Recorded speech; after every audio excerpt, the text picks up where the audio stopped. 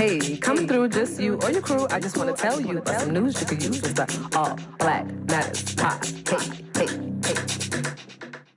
Hello, beautiful people, and welcome back to the All Black Matters podcast. I'm your host, Rivka. Thank you so much for tuning in to another episode. I love you guys. Thank you so much. You know how we do here. We talk about everything Black culture related, from your favorite Black artist to your favorite Black business and everything in between. So today, guys, I have a bit of a heavier topic, but I think it's necessary to talk about. I think it's definitely something that needs to be addressed, and I'm here to address it. So stay tuned.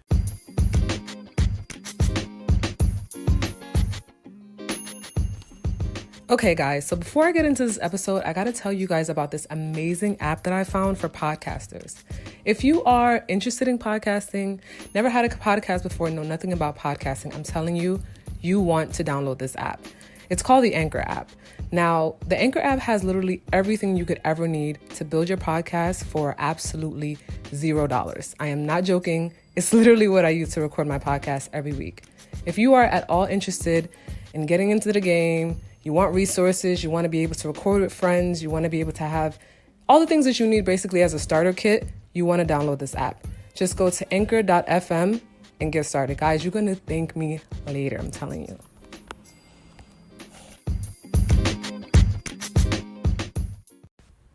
Okay, this one is tough.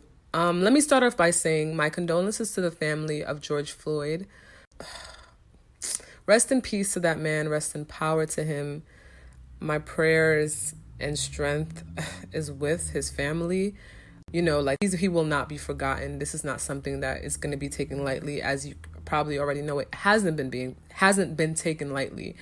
But again, my condolences to the family that lost a loved one, the friend that lost a loved one, you know, the people around him that, you know, obviously cared about him and loved him and valued his life, unlike the police did. So let's just start there. So by now, I'm sure you're familiar with the tragedy in the passing of George Floyd. He was a Black American football player that was tragically murdered by the police last week, Monday, the 25th of May. If you're not familiar with the case, he was arrested basically because the shopkeeper accused him of forgery, basically using a counterfeit bill to pay for something. And so the cops were called, and the story is very unclear. It's muddy. They say that he apparently was drunk. Then he was basically trying to pay money back. So basically he stole cigarettes, and then he was trying to give the cigarettes back. And then he had this fake counterfeit bill. And long story short, the way that the story ends is basically he gets arrested, and the police officer, Derek Chauvin is, I think, how you say his name, but if it's not, oh well. He's arresting George, and he's using excessive force. This is not something new. Obviously, this man has done this. If you look up the records, has done this time and time again with people. He's just abused his power when, I guess, carrying out the law or whatever they want to call it. But he was arrested. His knee was on this man's throat, and he killed him. He was murdered. George Floyd was murdered by Derek Chauvin in a quote-unquote routine arrest. So that is what I want to talk about today. I want to talk about just the issues and everything that has happened since then. You know, the outrage in the community, how it's polarizing our community and the world pretty much, the response to this, and just everything that's been going on.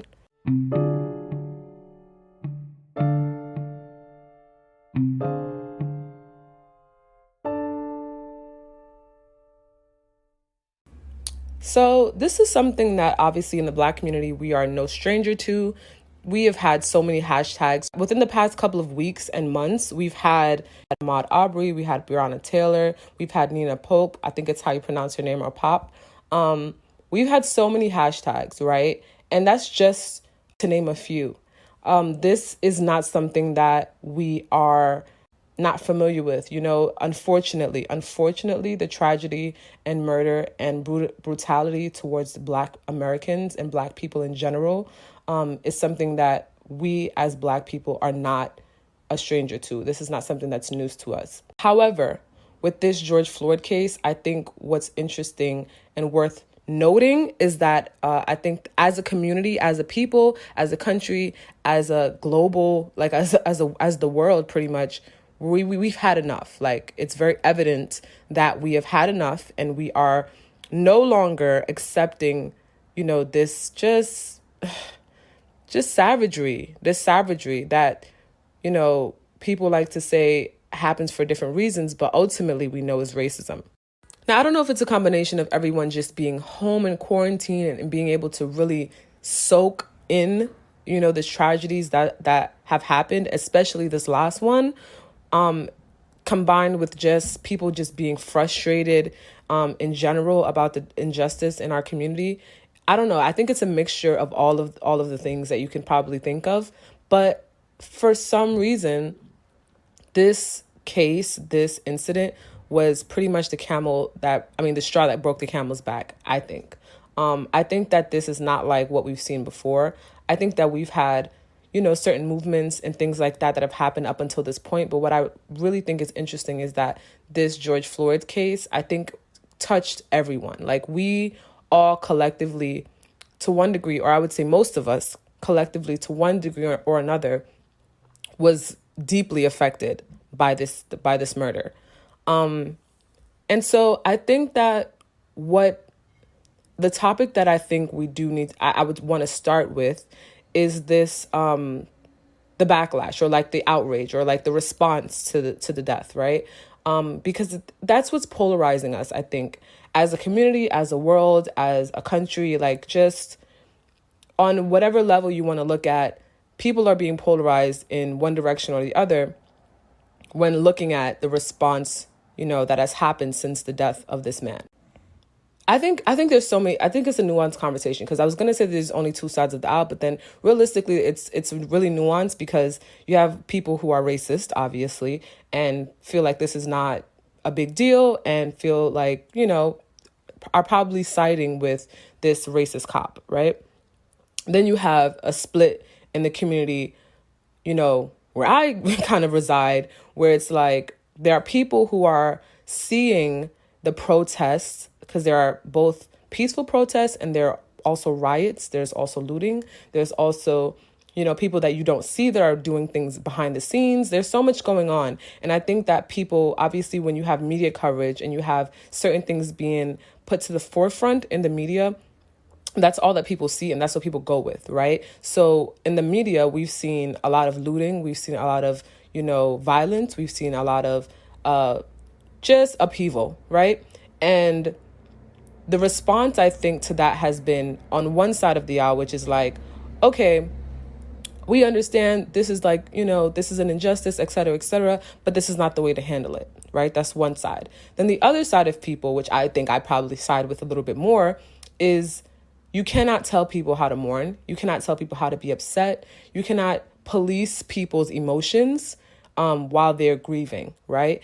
And there's this conversation where it's like there are people that are actually doing looting and actually doing the, the fires and things like that, and they're obviously angry. And then there's people like me where I'm like, I can understand that anger. Like, I'm not going to tell you how to be angry.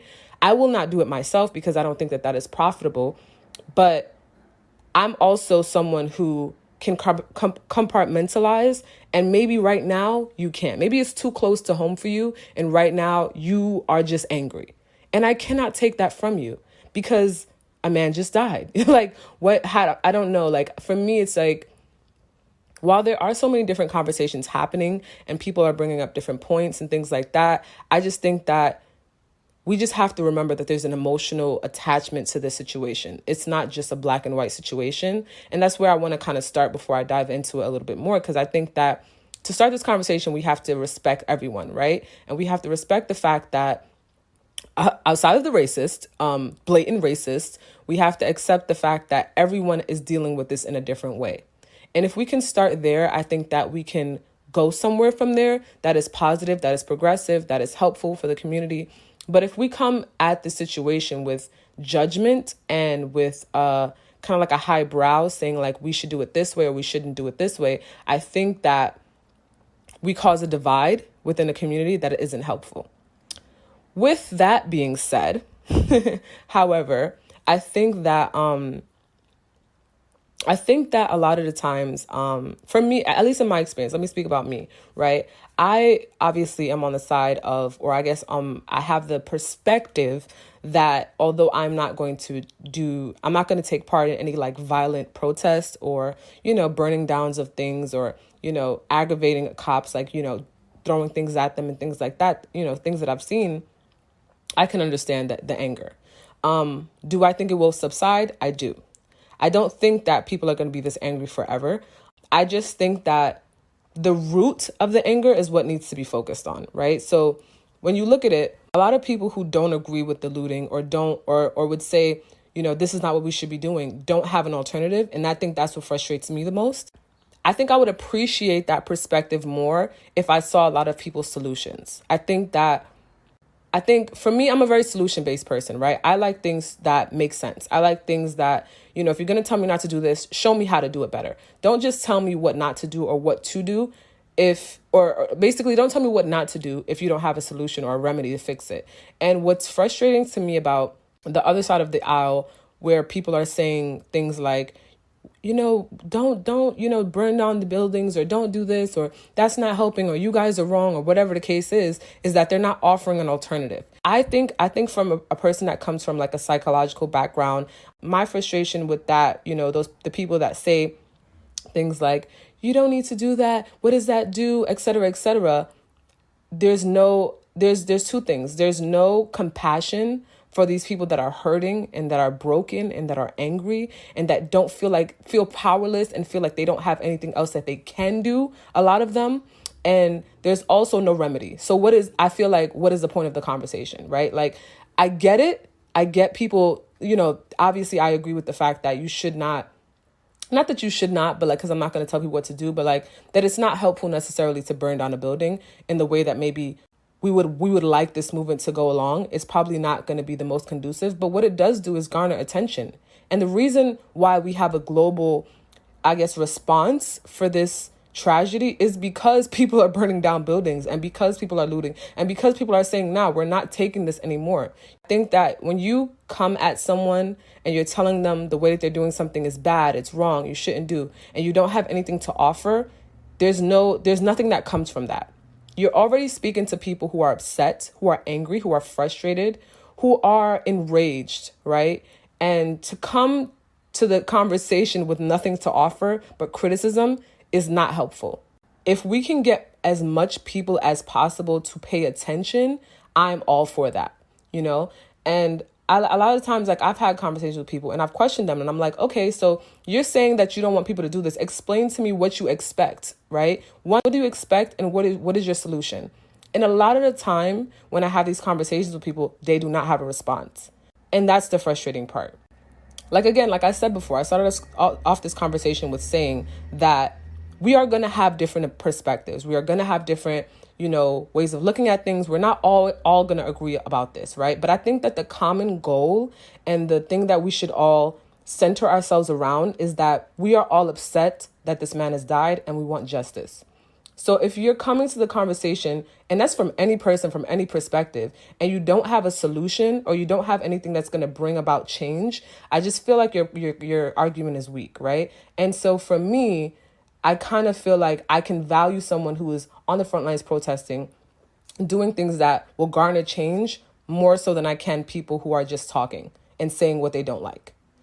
The more that we're talking about this, the more that this is a topic of conversation in a way that it has been for the past couple of days, we need that to continue. We need that to continue to a point where there is change. We need this not to just be something that we forget about in 2 weeks, but something that the world never forgets about, I like the way that it's going in the sense that we have people that now are big businesses like Nike and things like that who are taking part in this conversation and calling a spade, like saying this is racism and we're not going to stand for it anymore. The other part of the conversation, I guess, would reside with people, I guess, like me and people that are a bit more extreme, that are looting and are burning things down, where it's like, you could ask us the same question, like, what are you doing to bring about change? Now, I can answer for myself. I can't answer for everyone else, but I have been a participant in protests. I have signed petitions. I keep myself I like to say I keep myself very informed about the things that are happening around the world. I also spread awareness about it. So on my social media platforms, this podcast, I'm trying my best to get the word out to people that may not know. Although this is all over the world, whoever does not know that I have reached to and I can speak to, I want to speak to them about this. So I think that on my part of things, that's what my contribution is. And I'm also always looking for other ways to like contribute, like donations and things like that, like to different funds. Within saying that, I also am encouraging the people that I do know who probably aren't as vocal as me to be more vocal, because I think that, I guess within the conversation of change, I think that those steps do matter, right? And I think that, as I said before, whatever you're doing, however you're contributing to this conversation, it should be something that is not just words, but actions. With the people that are looting and burning down buildings, as I said before, as much as I do not agree and I do not think that long term that is going to be extremely positive, or helpful in a sense where like this is going to, bring us more money in or anything like that. I think that what it does do and why I can support it to a certain extent is because it is making a lot of noise, right? Like the government and people around the world will not be it would not get as much media coverage. This movement, this injustice, this just everything that's going on would not get as much media coverage if people were not burning stuff down. Like that's just the reality of the situation. We can say whatever we want to say. We know the media loves to cover Black people in a terrible light. And that is another conversation that we can have. But the fact that it's being covered is showing people, okay, this is why it's being covered. Now, granted, nowadays, in more recent, I guess more like when it first started, it was more like, okay, this is why they're, doing this, or this is why they're saying this. Now, more so, it's getting muddled because, of course, media doesn't ever like to portray Black people in a positive light. So we know that is a very real conversation to be had. And it definitely deserves attention. But I think that initially what the looting and the burning and the fires has done has brought a global, like a global spotlight on what's happening in our country and what happened in Minneapolis. I can never say that word. But yeah, I think that's what it has done. And in that way, it's been a progressive part of this movement, in my opinion. And I stand by that. And I know that a lot of people disagree with me because I've had conversations with them. But I stand by it because I think that, again, like I started off by saying, you cannot tell people how to be upset. And what's really funny is that I think that a lot of people that are having an issue and are contributing and saying, oh, this is not what we should be doing, et cetera, are people who are of color but are not Black.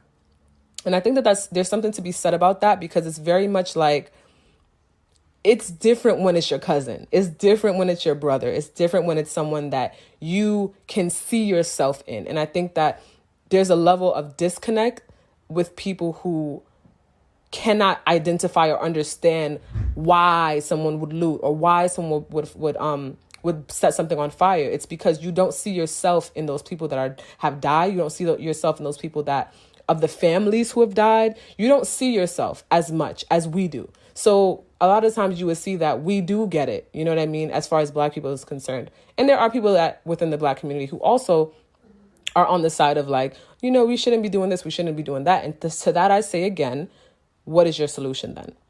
That's what I feel. The people that are saying like, this is what they want us to look bad, they want us to look a certain kind of way to the world. This racist cop killing a man, it's been all over the news. Like if you've seen that, right? If you've seen that, and you've then seen after the fact people burning down buildings and people looting and things like that, and you choose to look at Black people as savages and not this racist cop as I just don't. That's where I get lost in the conversation, because I'm like, how do you come away from that saying, okay, Black people are savages and this racist cop just happened to do this one thing this one time? Like I just feel like it's a choice, and you choose what you want to believe, right? That's what that conversation is about.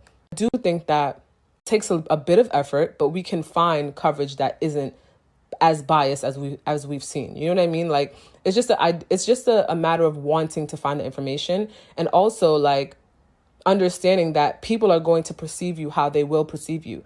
And the people that are for you are going to be for you, and the people that are against you are going to be against you ultimately.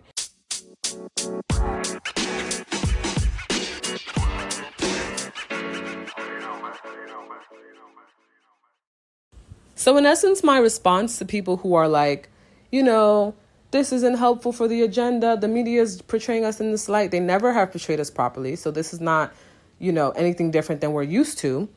And two, if that's the conversation we want to have, let's talk about ownership. Let's talk about investing. Where are your black dollars going?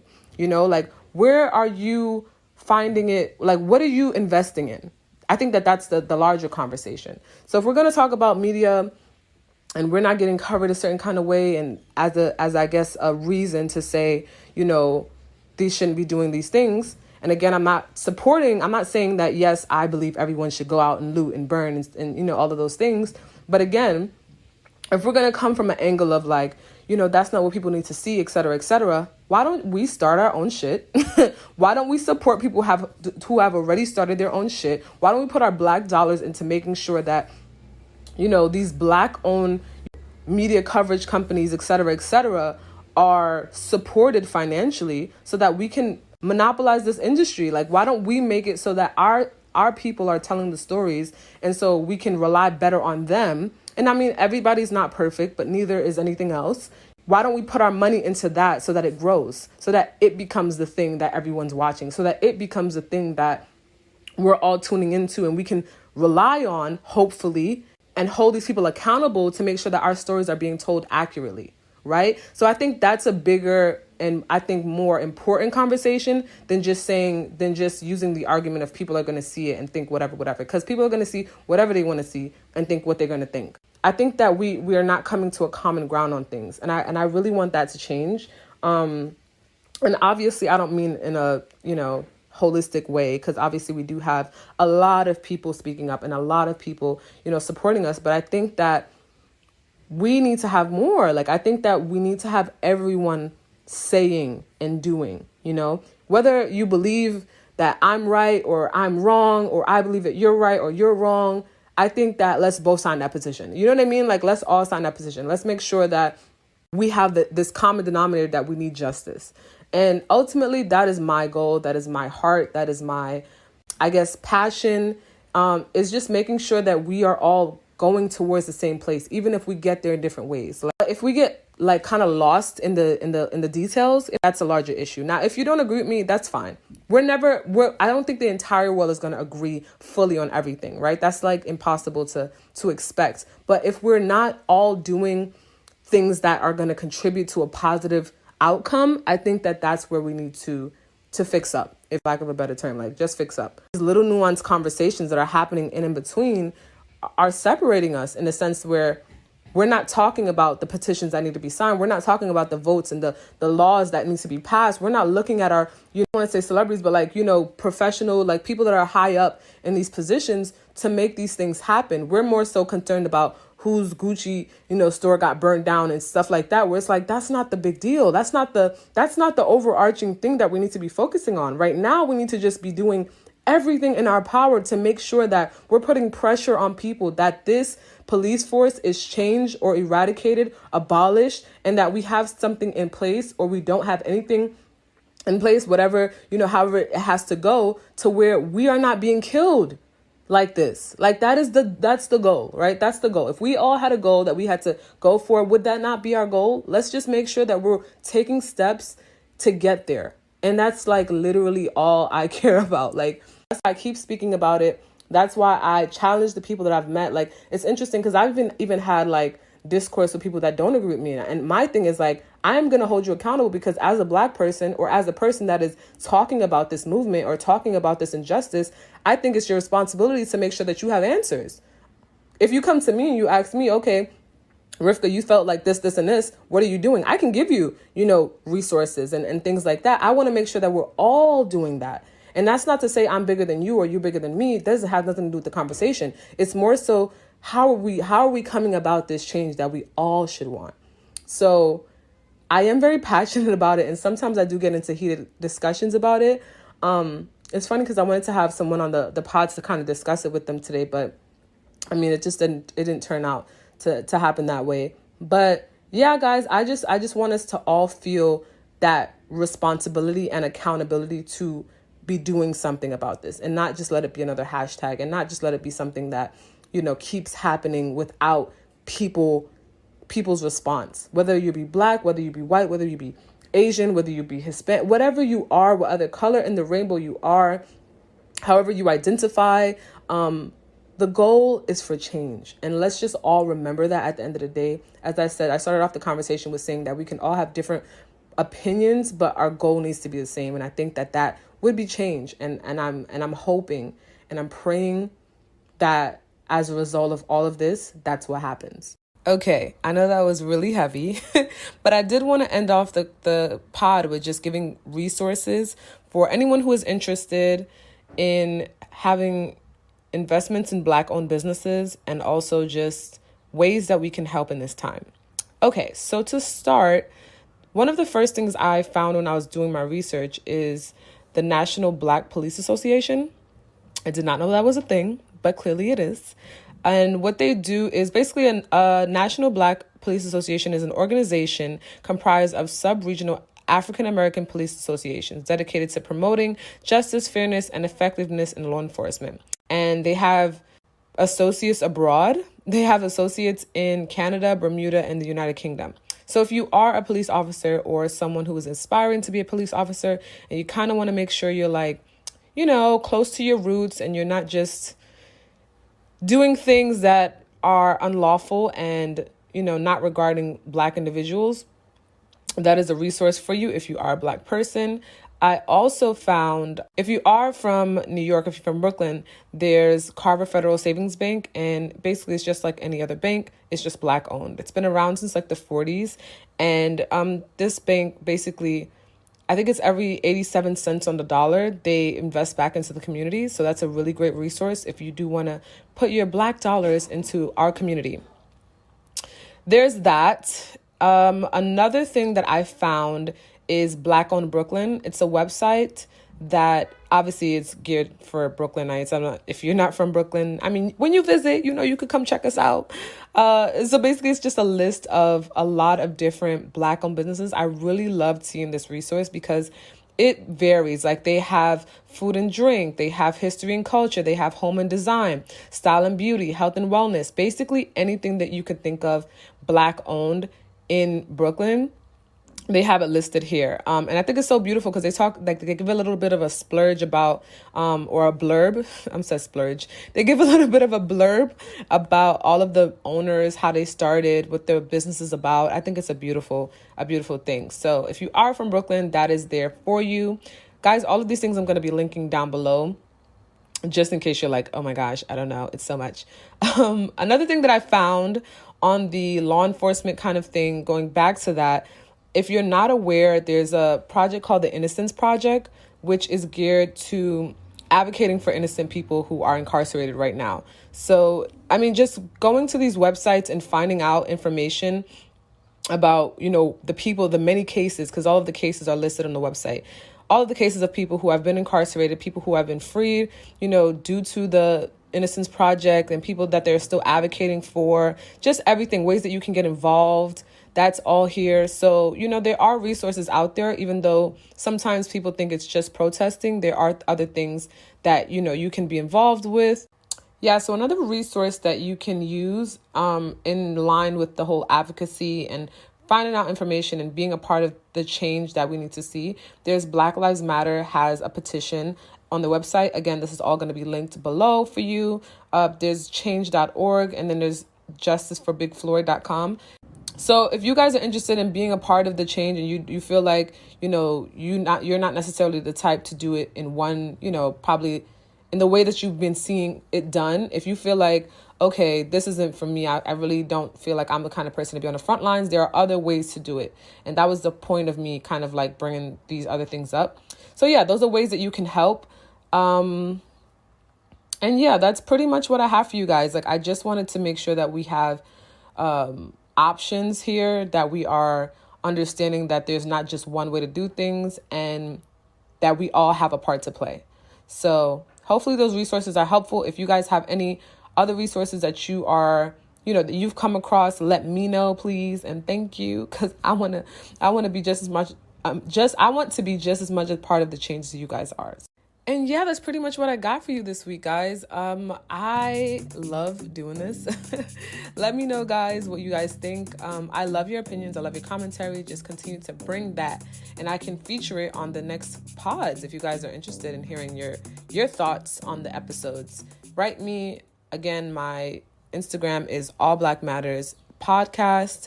That is where I get all of that information that you guys will send to me. It's just the easiest way to contact me. So thank you so much for tuning in once again to this pod. I love you guys, and I will talk to you next week. Peace.